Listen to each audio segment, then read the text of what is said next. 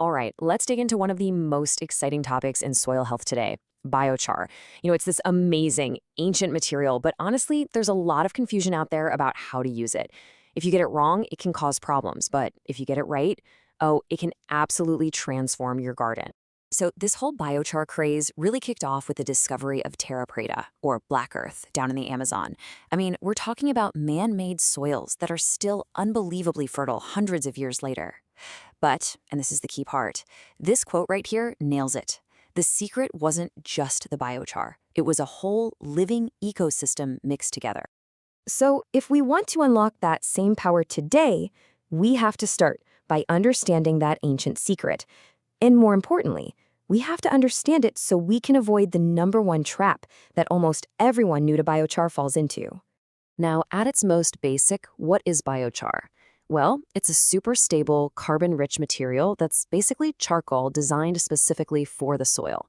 It's made using a process called pyrolysis. But the really magical thing about it is its structure. It's like a microscopic honeycomb with tons of little nooks and crannies. And that incredible honeycomb structure, well, that's what leads us straight into what I call the biochar catch-22. It's this paradox that can actually end up hurting your garden if you're not ready for it. So you go out, you get this amazing stuff, this permanent carbon sponge that's going to improve your soil for literally hundreds of years. You add it to your garden. So what could possibly be the catch? What could go wrong? Well, here's the shocker. The expectation, what we all want, is instant super soil, right? But the reality, if you're not careful, is that raw biochar can act as a temporary nutrient thief. Yeah, a thief. Think of it this way. Raw, fresh out of the bag, biochar is like a brand new, bone-dry, empty sponge.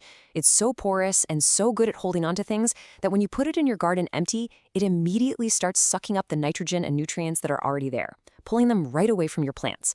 This creates what farmers call a yield drag, and it can leave your plants looking weak and struggling for a whole year or two.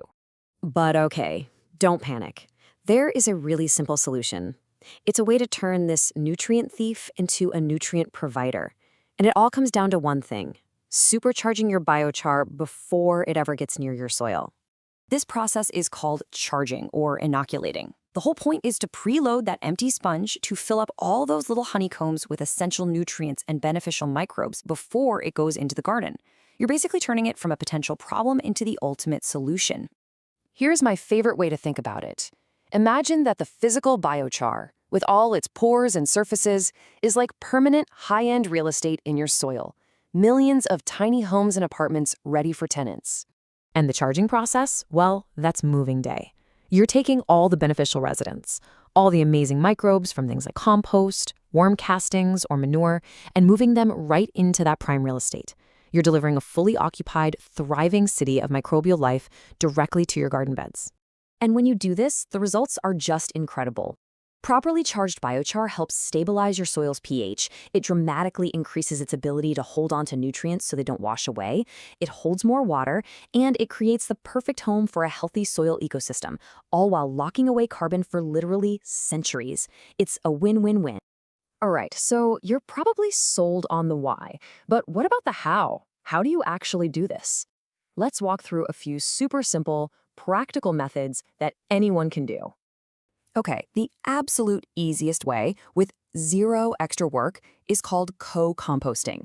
It's simple. Every time you add a new layer of kitchen scraps or yard trimmings to your compost pile, just sprinkle about a 1-inch layer of biochar on top. That's it. As the compost breaks down, it completely charges the biochar. As a bonus, it even helps your compost pile smell better and release fewer greenhouse gases. But what if you're in a bit of a hurry? No problem. You can do a quick charge. Just take your biochar and soak it in any liquid that's packed with nutrients. We're talking compost tea, a slurry made from manure or worm castings, even diluted fish emulsion. Just let it soak for a couple of weeks, give it a stir every now and then, and you're good to go. And for those of you who want it done like yesterday, there's even a rapid charge method. If you actively aerate the mixture, you can use something as simple as an aquarium bubbler. You can supercharge that microbial growth and get fully inoculated biochar in just 12 to 24 hours. Incredible, right? So you've gone through the effort. You've charged your biochar. What's the real long-term payoff here? Well, you have to remember, you're not just adding a product, you're building a living, breathing, resilient ecosystem right under your feet. And don't just take my word for it. Check out this quote from farmer Dan Pratt. He says he noticed a huge difference in water holding capacity. The beds with biochar needed way less irrigation than the beds with just compost. In a world with droughts and crazy weather, that kind of water resilience is an absolute game changer. And look, this is not a one-time fix. It is an investment that actually grows in value over time.